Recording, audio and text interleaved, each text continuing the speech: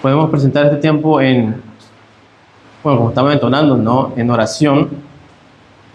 Señor, te agradecemos por este tiempo que nos permites ahora de recibir tu palabra.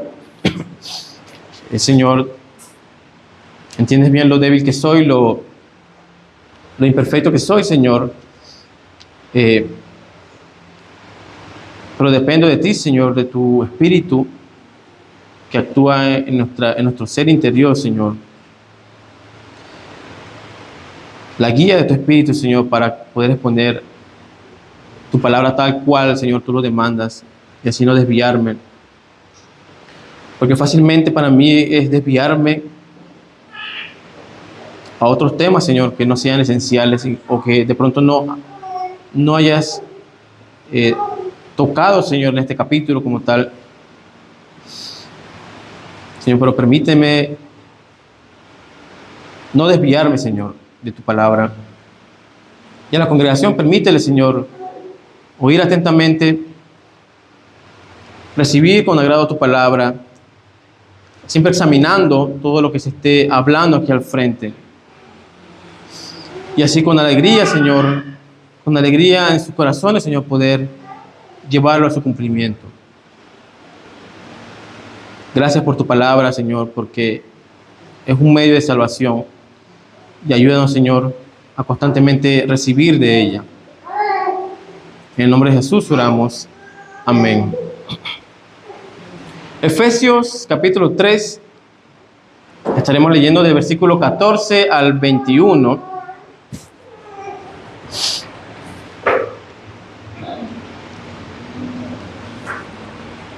La santa palabra del Señor dice así: por esta causa doblo mis rodillas ante el Padre de nuestro Señor Jesucristo, de quien toma nombre toda familia en los cielos y en la tierra, para que os dé, conforme a las riquezas de su gloria, el ser fortalecidos con poder en el hombre interior por su Espíritu, para que habite Cristo por la fe en vuestros corazones, a fin de que, arraigados y cimentados en amor, seáis plenamente capaces de comprender con todos los santos cuál sea la anchura, la longitud, la profundidad, la altura, y de conocer el amor de Cristo, que excede a todo conocimiento, para que seáis llenos de toda la plenitud de Dios. Y aquel que es poderoso para hacer todas las cosas mucho más abundantemente de lo que pedimos o entendemos, según el poder que actúa en nosotros, a Él sea gloria en la Iglesia, en Cristo Jesús, por todas las edades, por los siglos de los siglos. Amén.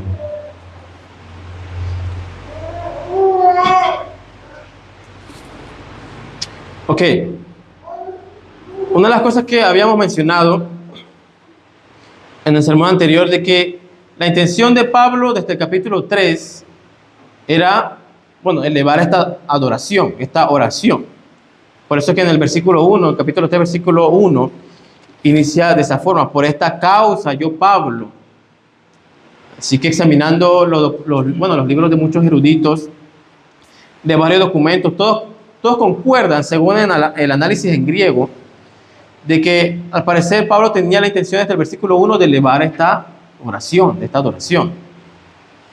Sin embargo, que al mencionar prisionero de Cristo Jesús, esto de alguna otra forma lo inclina a tocar otros temas, claro, esenciales también. Ahora, en resumen, ¿qué temas estaba tratando? Podríamos decir el misterio revelado. ¿De qué forma este misterio revelado o cuál fue el desarrollo de esta revelación? Ahora, Pablo dice, en resumen, los primeros versículos del capítulo 3, este misterio revelado fue revelado primeramente a mí, a Pablo, como apóstol. Ahora, por medio de Pablo fue revelado a la iglesia. Ahora, la iglesia revela este misterio de una forma impresionante a los seres angelicales, a los principados y potestades en los lugares celestiales. Ok, este es un punto bien impactante realmente de comprender, porque esto nos demuestra el gran impacto que tenemos nosotros como iglesia al manifestar la grandeza de Dios a los seres angelicales. Así que sí, ok, parte de nuestro deber, habíamos hablado de que es ser el reflejo de Cristo hacia la comunidad, hacia las naciones en la tierra, pero vemos que este impacto va más allá e involucra a las huestes, a los principados y potestades en los lugares celestiales. Así que, ok, tenemos una gran responsabilidad. Es un gran privilegio ser encomendados como iglesia, separados del mundo, ser llamados por Cristo para este deber. Un gran privilegio, pero también es una gran responsabilidad. Los seres angelicales observan, podríamos decir, a la comunidad de creyentes, si ven a personas que antes estaban perdidos en delitos y pecados, y se maravillan al ver vidas totalmente transformadas por el poder del Evangelio. Y esto lleva a que el nombre de Cristo sea exaltado cada día más y más. Incluso, bueno, en el capítulo 2, también se toca ese tema, ese deber de la iglesia. En el capítulo 2, versículos 6 y 7, leyéndole un poco, y juntamente con Él nos resucitó, dice, bueno, fuimos resucitados, se nos ha dado un lugar en los lugares celestiales, juntamente con Cristo, y luego dice en el versículo 7, para mostrar a los siglos venideros las abundantes riquezas de su gracia en su bondad para con nosotros en Cristo Jesús. Así que esa obra que Dios está haciendo en nosotros como iglesia, no es solamente con el fin de que, bueno, ok, nos salvamos de un infierno, ¿no? Qué bueno. Ok, nos salvamos, ¿no? Ahora somos un tipo de raza distinto, un tipo de comunidad distinto, un pueblo distinto. Y bueno, ya hasta ahí. No.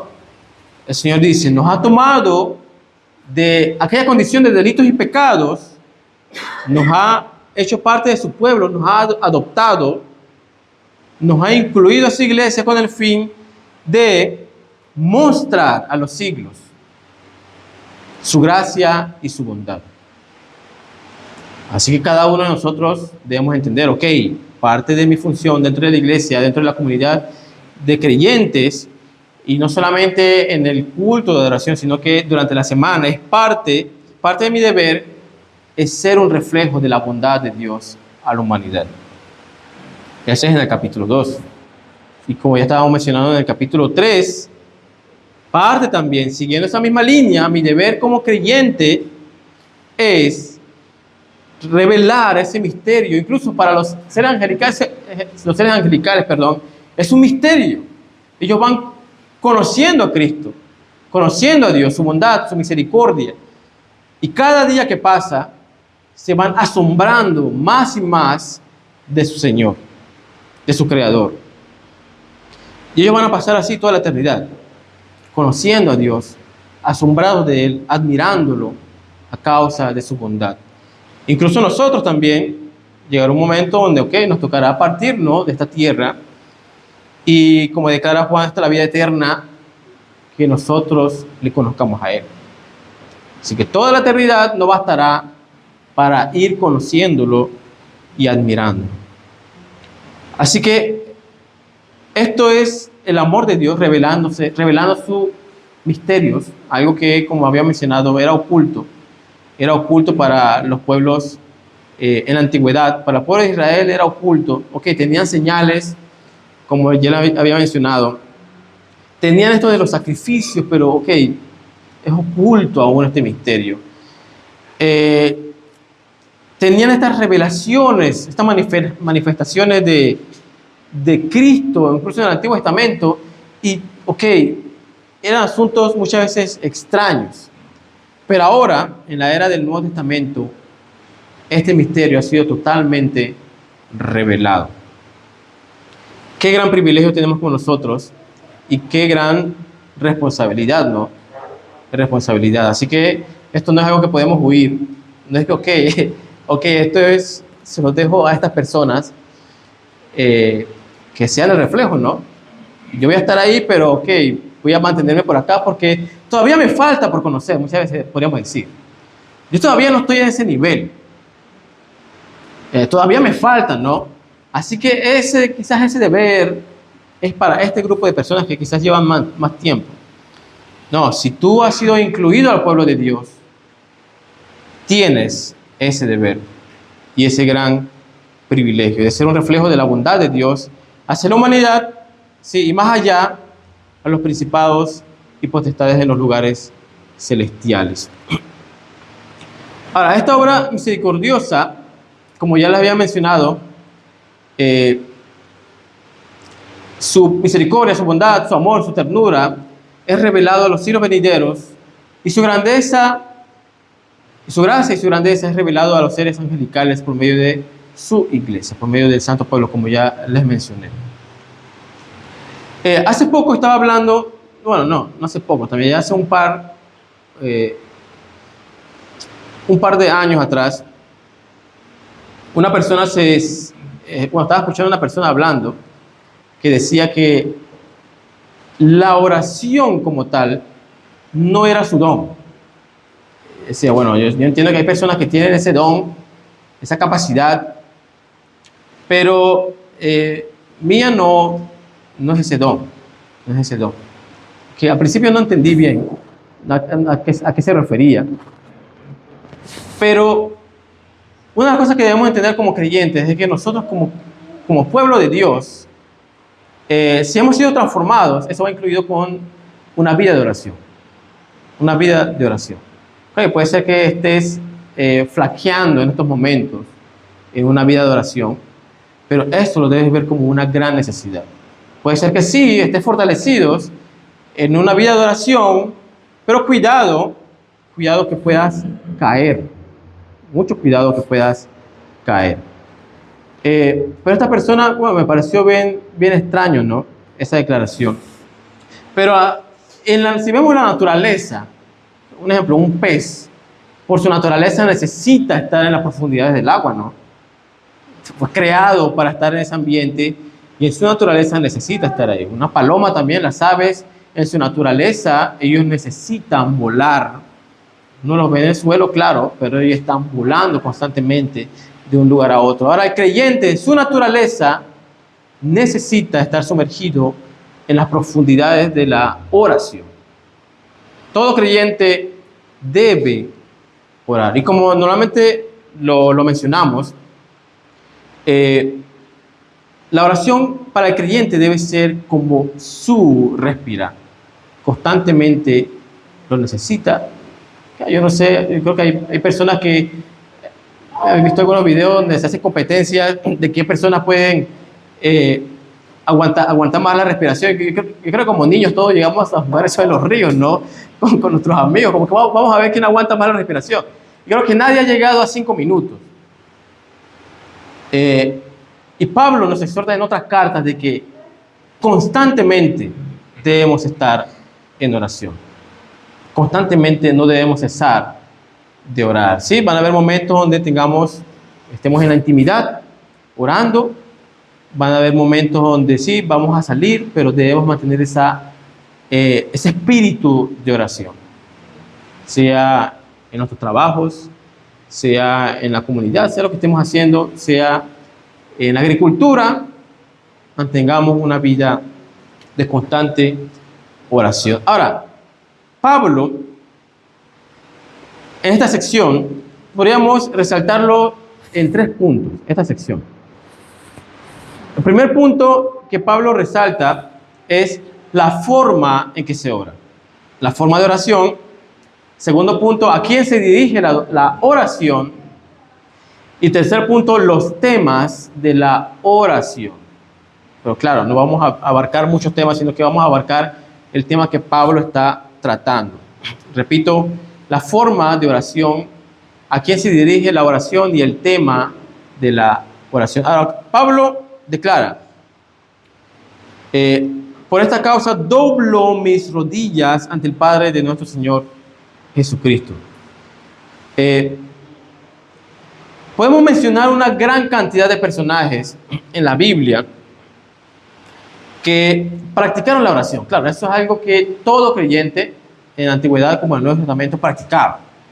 Así que no es algo como que, wow, qué extraño, ¿no? Está orando. No, sino que eso era algo común en la vida de todo creyente, como ya había mencionado. Un ejemplo, podemos mencionar, bueno, mayor ejemplo, no Jesucristo, en Marcos capítulo 1, versículo 35, se declara que Jesús, levantándose muy de mañana, dice, siendo aún muy oscuro, salió y se fue a un lugar desierto y allí oraba. Allí oraba. Que una de las prácticas de Jesús era, sí, apartar un tiempo en soledad, en oración.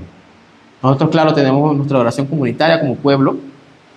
Cada uno de ustedes también tiene su oración íntima. Y vemos que es un punto muy importante también, lo vemos en el ejemplo de Cristo, que es necesario tener un tiempo a solas de oración con el Señor. Así que no sé cómo estemos cada uno de nosotros, pero déjame decirte que si no estamos en esta práctica de la oración, ok, muy fácil va a ser para ti caer en algún pecado grave. Sí, será muy fácil, muy fácil.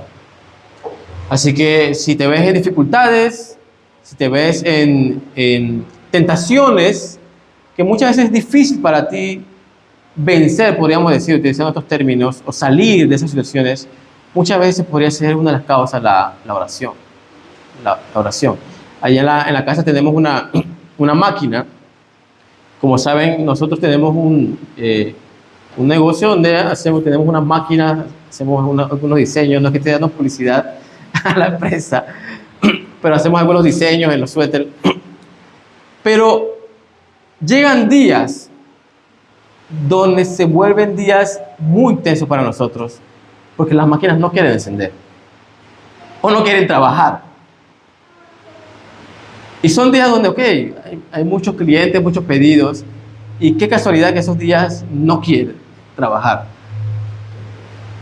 Entonces uno busca, yo me quedo ahí todos los días buscando por acá, saco piezas, busco para acá, muevo para acá, y no encuentro.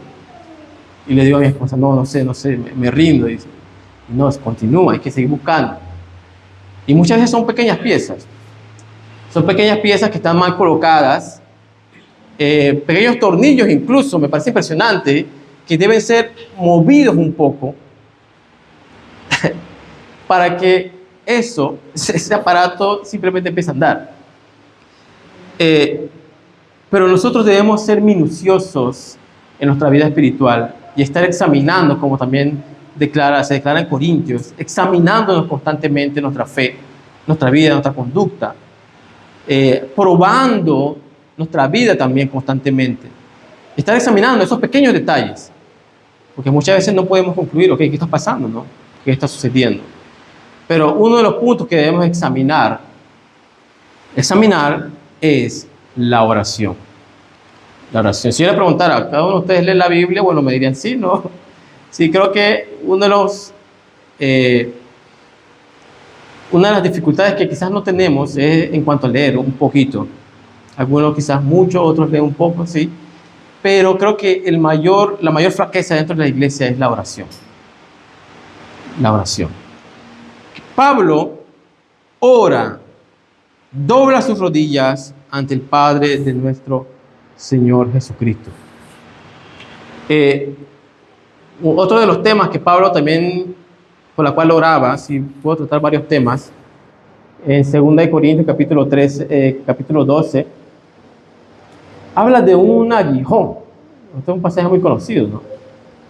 Según de Corintios capítulo 12, versículo 7 dice, y para que la grandeza de la revelación no me exaltese desmedidamente, me fue dado una aguijón en mi carne, un mensajero de Satanás que me abofeté, para que no me enaltezca sobremanera. Luego dice en el versículo 8, respecto a las cuales 3 veces he rogado al Señor que lo quite de mí. Ok. Él constantemente estaba orando para que ese aguijón, un tema muy controversial también, ¿verdad?, se ha quitado. Se ha quitado. En Santiago también se dice, capítulo 5, que pidamos oración. Si hay alguno enfermo, entonces nos acerquemos a los ancianos y solicitemos una oración. Así que la Escritura nos exhorta a que en toda situación estemos orando. Estemos enfermos, ¿sí?, pongamos en oración. Estemos en una situación que estemos atravesando difícil, pongamos en oración. Incluso si no estamos pasando por alguna situación, entonces oremos. Oremos también, sin cesar. Martín Lutero decía que cuando él tenía, él oraba, él oraba constantemente, pero cuando él tenía muchas cosas que hacer, él doblaba su tiempo de oración. Dice, como tengo más cosas que hacer, entonces debo orar más. Él decía, así que uno pensando, bueno, tengo muchas cosas que hacer, entonces voy a orar menos. Pero en su mentalidad él decía, más cosas que hacer, más debo postrarme en oración. Así que vemos que muchos temas se trazan para la oración, que podemos elevar a adoración. Pero una de las cosas que enfatiza Pablo aquí es que, siguiendo la línea de Efesios, él practicaba la oración de rodillas. Y por eso es que coloqué como tema exhortaciones para una correcta oración. Él oraba de rodillas. Ahora, no es un asunto de Pablo solamente.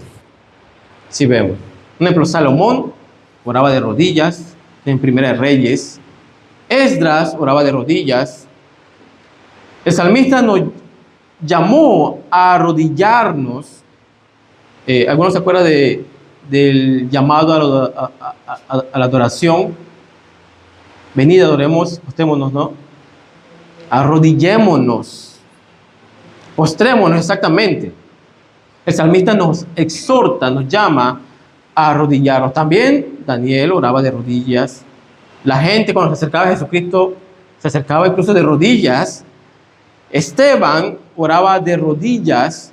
Pedro, Pablo, todos estos oraban de rodillas. Y muchos otros cristianos oraban de rodillas. Y lo más importante es que en Lucas 22 Jesús mismo oraba de rodillas. Ahora, lo que quiero enfatizar aquí, el punto, no es tanto como que, bueno, si oras de rodillas, ahí sí la oración va a llegar al cielo. No es que tienes que cumplir con este ritual, digo, que voy a colocar mi vela, no sé, algún incienso y voy a colocarme de rodillas, voy a colocar alguna música de adoración para que prepare la atmósfera. No, mi punto no es eso, sino que más allá debemos entender el aspecto tanto cultural y lo que significaba eso para aquellos tiempos. Debemos recordar que inclinarse en la antigüedad era una señal de sumisión, honor y respeto. Y aquí está el punto que quiero enfatizar. Inclinarse significaba sumisión, honor, respeto. Inclinarse ante reyes o autoridades indicaba, ok, tú eres superior y yo soy inferior. Ahora, bueno, en nuestro contexto, actualmente no es tan común en la actualidad. Pero hace algunos tiempos atrás, yo escuchaba a algunas personas mayores decir que era común, o era costumbre que los niños o jóvenes realizar algún tipo de reverencia, claro, no, no tirarse de rodillas, pero algún tipo de reverencia ante personas mayores o principalmente ancianos. No sé si alguno de ustedes llegó a experimentar esa etapa, pero principalmente los ancianos comentan eso. Y si uno no los saludaba de esta forma, lo más seguro buscaban una estaca, algo cercano para, pum, hacerte entender que debes inclinarte ante estos ancianos por señal, como señal de sabiduría, como una señal de que son personas de autoridad, son nuestros padres, son personas mayores. Así que en la antigüedad, no hace muchos años atrás, era común, pero ahora en estos tiempos se ha perdido bastante. Pero aún nosotros debemos entender, o entendemos, que debemos dar cierta reverencia a toda autoridad.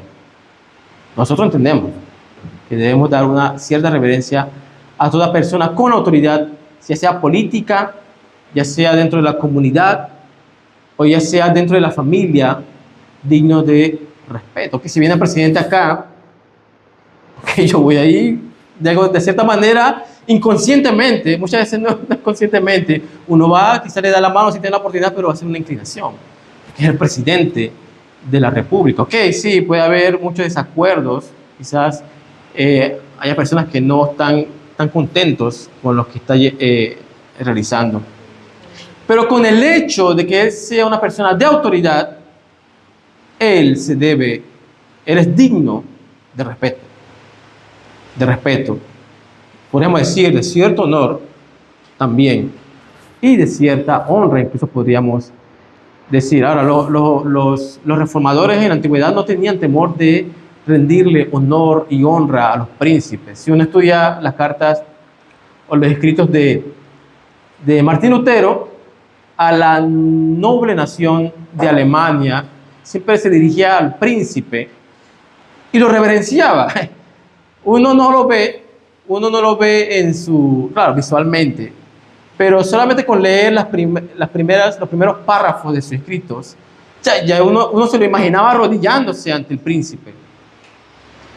Si uno lee también los escritos de Juan Calvino, uno va a ver que se dirigía a los príncipes, y solamente con leerlo pareciera que uno se lo imagina como si estuviese arrodillándose ante el príncipe, porque ellos entendían que estas personas habían sido colocados en esa posición de autoridad por el propio Señor.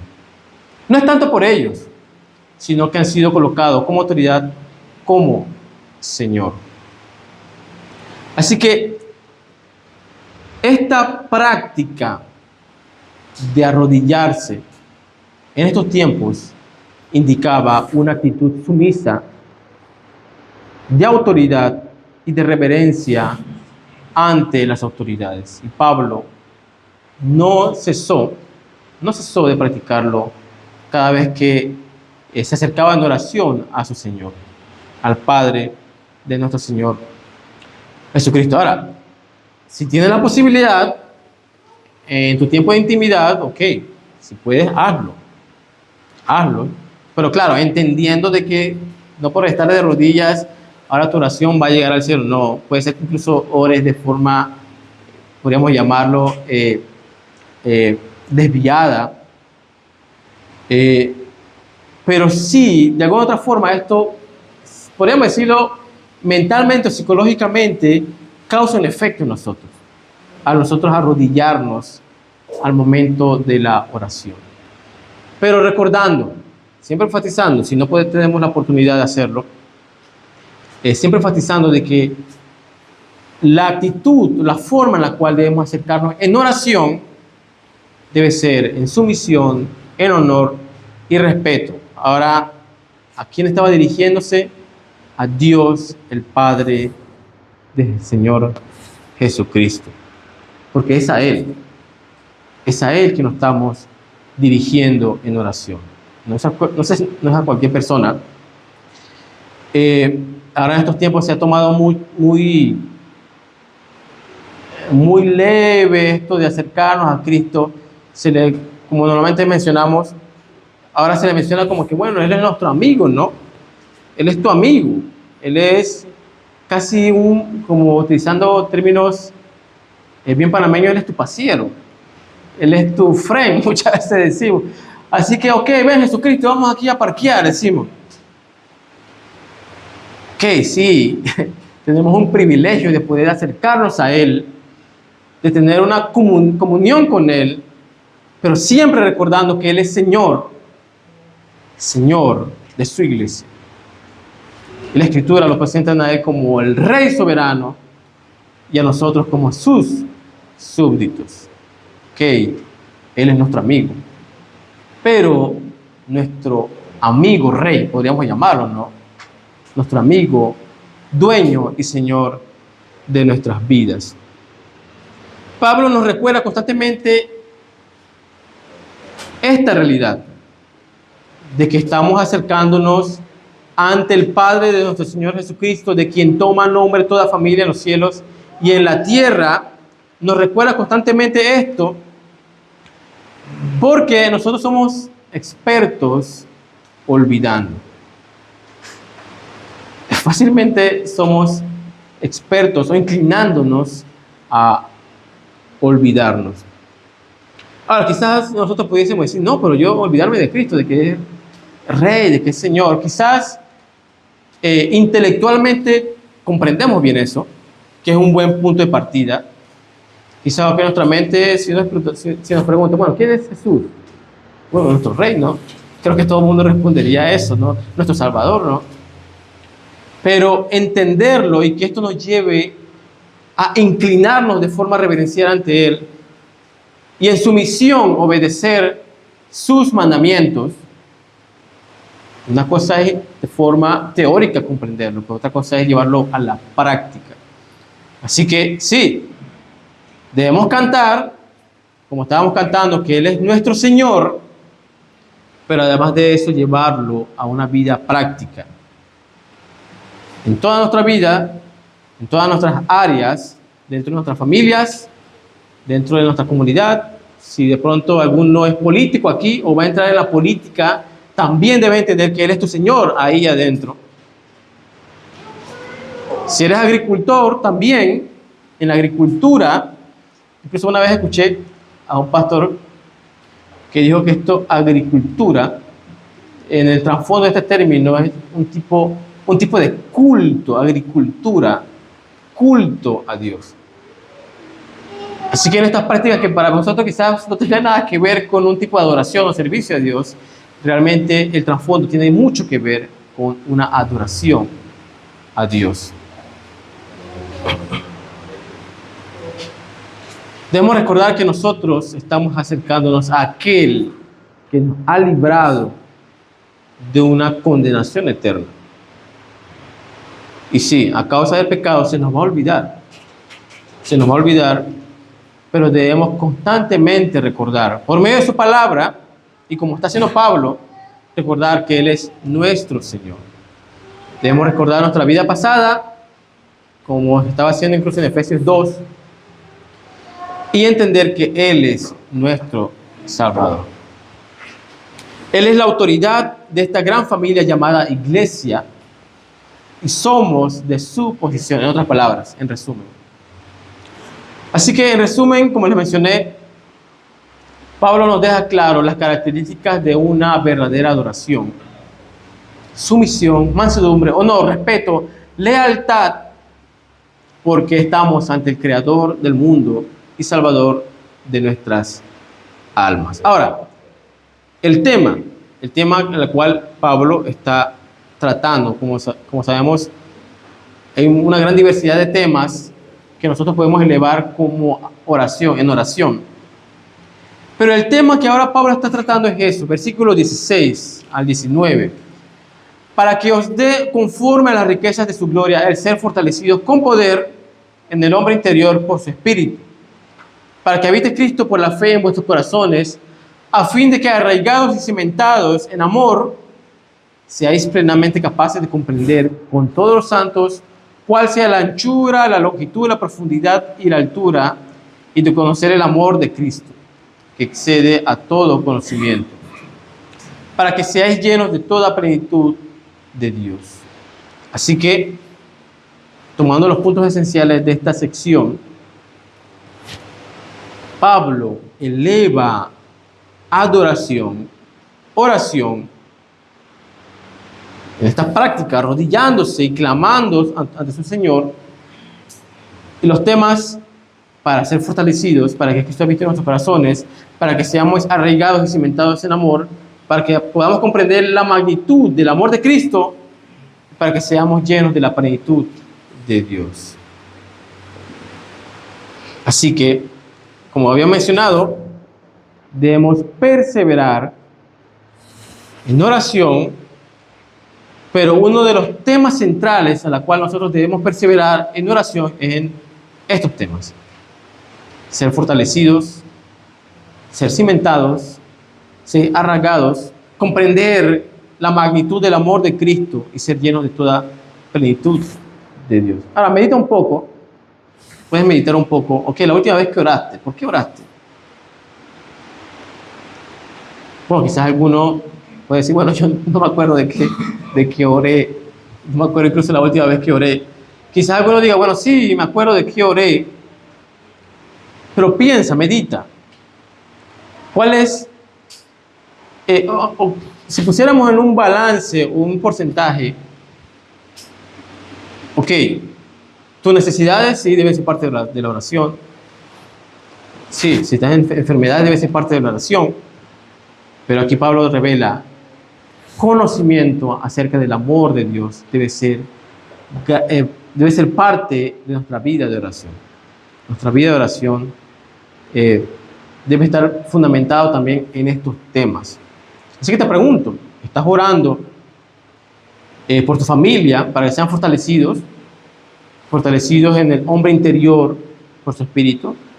¿Estás orando por tu esposa, tu esposo, para que estén arraigados y cimentados en amor? ¿Estás orando por tus hijos para que entiendan la anchura, la longitud, la profundidad y la altura del amor de Cristo? Y más allá, estás orando por el pueblo de Dios para que sean llenos de la plenitud de Dios. Estás orando por estos puntos, estás perseverando en oración en estos puntos.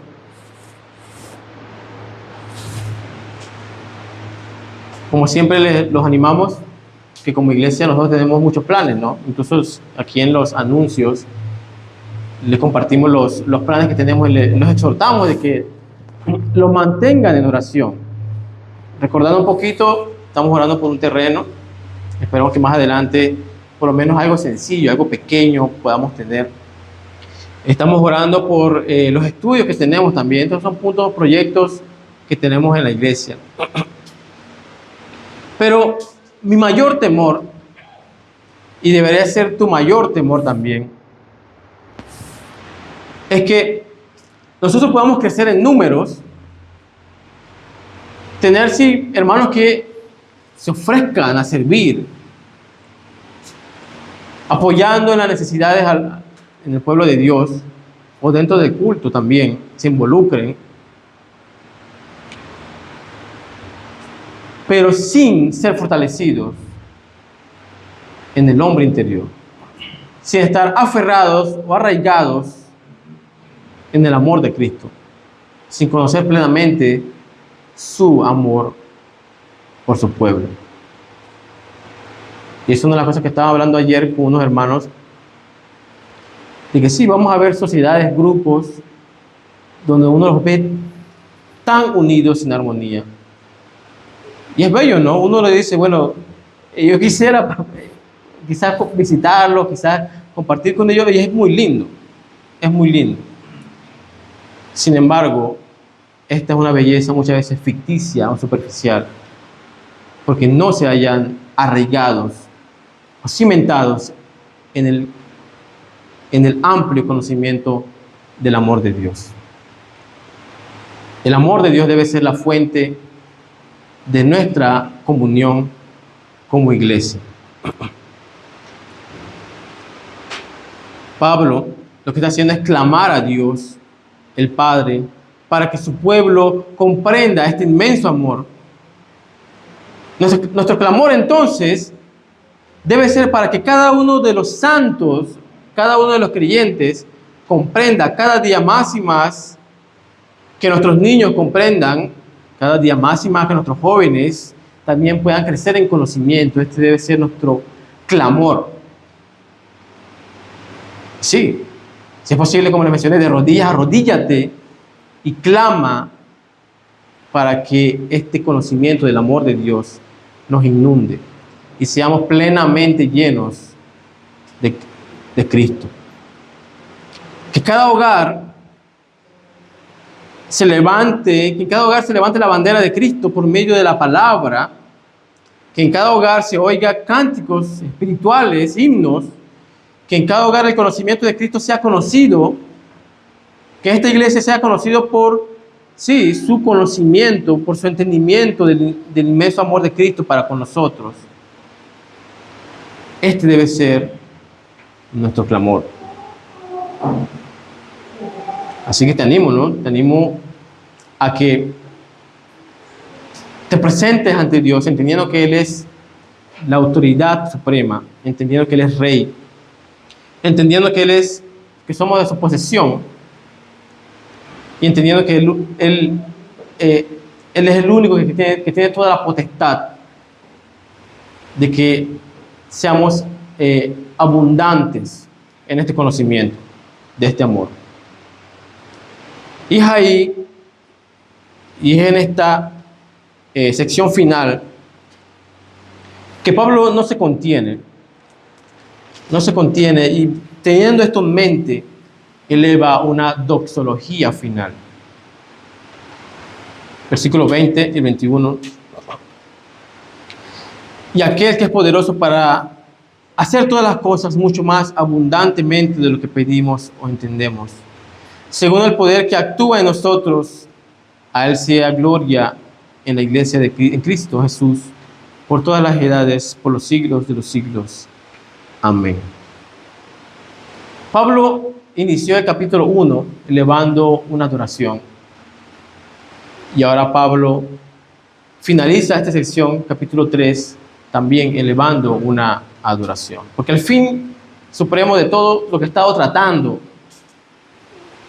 al revelarnos sí nuestra condición de pecado, al revelarnos sí la obra poderosa del Evangelio en nuestra vida, al revelarnos sí el privilegio que tendremos de estar sentados juntamente con Cristo, al revelarnos también nuestra misión de ser un reflejo de la bondad de Dios a la humanidad, incluso demostrar la misericordia y la gracia de Dios a los seres angelicales, pero todo esto con el fin de crear un pueblo que adore al Señor, que viva para la adoración a Dios. Y es por eso que debemos recordar el capítulo 1, donde todo lo que está mencionando Pablo en el capítulo 1 finaliza con para alabanza de la gloria de su gracia. Para la alabanza de la gloria de su gracia. Incluso en el versículo 14, para la alabanza de su gloria. En el capítulo 6, versículo 14, podemos ir viendo, incluso en el versículo 12, a fin de que seamos para la alabanza de su gloria. Todas estas cosas es con el fin supremo de que le demos alabanzas por su gracia. Pablo finaliza esta sesión con esta doxología, todo este conocimiento, ¿no?, que se nos da a nosotros, amplio de su amor, del poder del Evangelio. Y ahora, desde el capítulo 4 en adelante, va a tocar temas prácticos.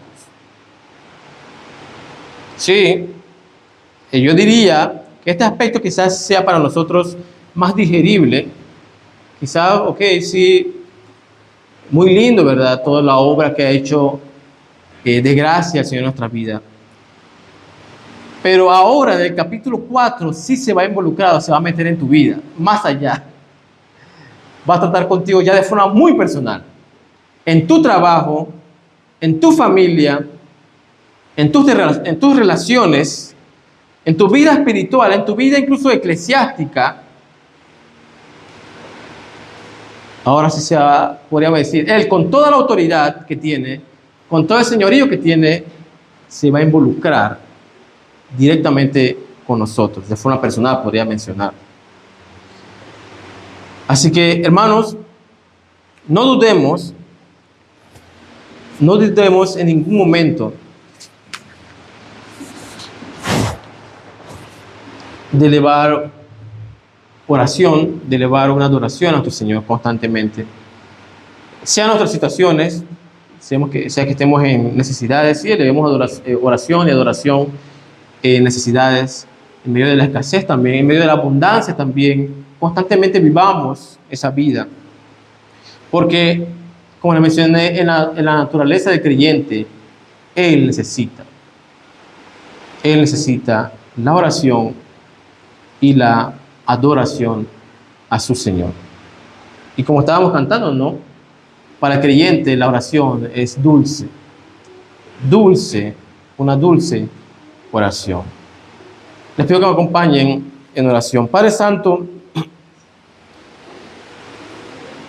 tú has sido bueno con nosotros, porque además de darnos de tu palabra, revelarnos, Señor, tu palabra, los misterios, tú nos has dado de la oración, Señor,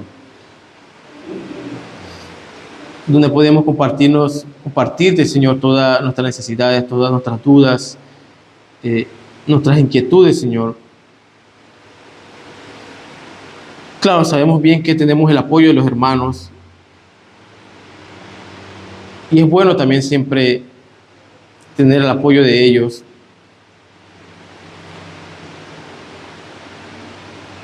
Pero la principal persona a la cual debemos acercarnos, Señor, ya sea en la abundancia o en la escasez, debe ser tú, Señor.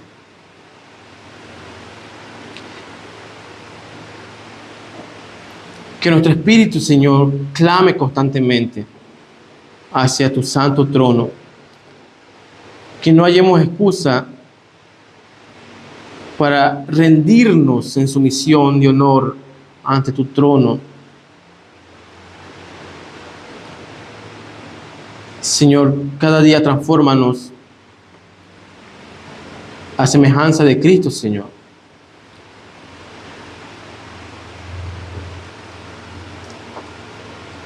Y quizás podríamos decir, bueno, no tenemos tantos dones impresionantes, pero Señor, uno de los más grandes tesoros, incluso Efesios habla de los tesoros que le has dado a tu iglesia, uno de los más grandes tesoros es la dulce oración. Si quizás no tengamos la mejor forma de hablar al frente, quizás no podamos expresarnos bien, quizás no tengamos un amplio conocimiento, pero al llegar a tus pies, Señor, tú nos has dado en abundancia según tus riquezas, y uno de estos privilegios, Señor, es la oración. Ayúdanos a orar conforme tú lo estipulas en tu palabra, siempre con una actitud sumisa, rindiéndote honor, y de acuerdo a los temas que tú ya has trazado en tu palabra, Señor. Señor, perdónanos porque quizás alguno de nosotros no ha estado llevando una vida de oración. Repréndelo según tu palabra.